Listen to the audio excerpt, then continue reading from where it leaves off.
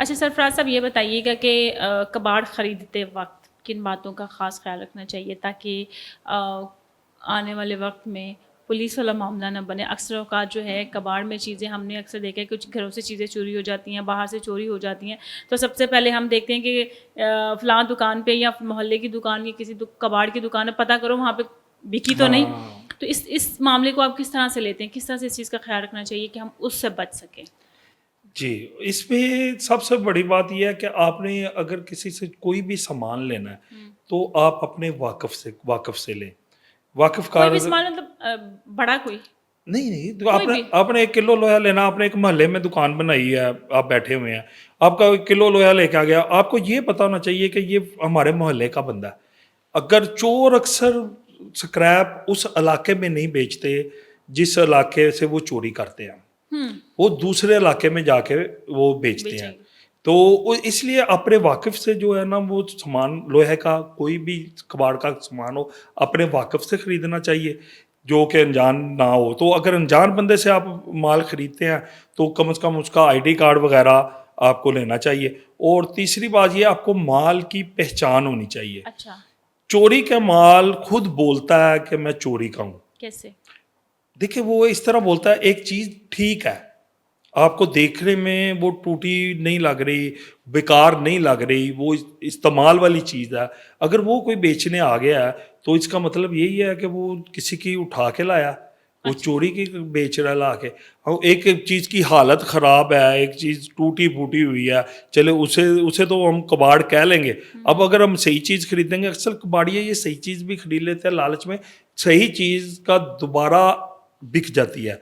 यानी कि मैंने बेच दी, आपको वो चीज़ चाहिए थी, आपके घर में नहीं थी, आपने वो पुरानी चीज़ ही खरीद ली। अक्सर औक़ात कबाड़िए की दुकान से बहुत सारी फ़ायदेमंद चीज़ें भी मिल जाती मिल हैं, घरों जाते के हैं। इस्तेमाल हाँ के जी, लिए हाँ जी। पड़ी होती हैं। हाँ हाँ, जी। हाँ। हाँ, तो वो चीज़ें खरीदते वक़्त ना एहतियात करनी चाहिए। अच्छा, वो किसी अनजान आदमी से नहीं खरीदनी हाँ। चाहिए।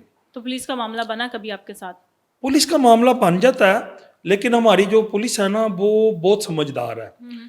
तो उसे पता चल जाता है कि किस स्क्रैप वाले ने ये कसदन खरीदा, किसी के पास धोखे से आ गया। होते हैं कुछ अ, ऐसे जो कसदन मतलब ये खरीदते हैं, चोरी का माल ही हाँ, खरीदते हाँ, हैं बस कसदन जी, जी, क्यों नहीं? कबाड़। कस वो ऐसे बड़े भी हैं जो ये हर फ़ील्ड में अच्छे-बुरे लोग हैं हुँ, कि वो जानबूझ के खरीदते हैं, हुँ, लेकिन उस जानबूझ के खरीदने का रेट है, मसलन आजकल स्क्रैप चल रही है ₹140 किलो। हुँ। तो उन्होंने अगर वो खाली ₹70 किलो खरीदा होगा आधी कीमत पे, तो वो चोर से ही खरीदेंगे ना, वो चोर ही दे के जाएगा। आप क्या करेंगे, आप ₹10-20 आपने 3 दुकानों से फिरना है, आपको पता चल जाएगा कि भई रेट क्या है। तो वो ₹10-20 का 10 बल्कि 5-10 रुपए का फ़र्क होता है मार्केट से। तो अच्छा, इसलिए वो ना वो कबाड़ी जो चोरी का लेते हैं, वो सस्ता लेते हैं। तो इस चीज़ की एहतियात करनी चाहिए, आपने महँगा भी खरीदना। और हमारे से अगर गलती से कोई चोर दे जाए हमें माल, अक्सर हमें डायरेक्ट हम डायरेक्ट हम जो है ना वो माल नहीं खरीदते। अच्छा, हम माल खरीदते हैं अमूमन ज़्यादा कबाड़ियों से ही अच्छा, या फैक्ट्री वालों से। ठीक है। हमारा सिंगल पर्सन को आ रहा है तो उससे हाँ, नहीं। उससे नहीं लेते हम। अच्छा, हम एक फर्म से लेते हैं, या वो दुकान है या कुछ है।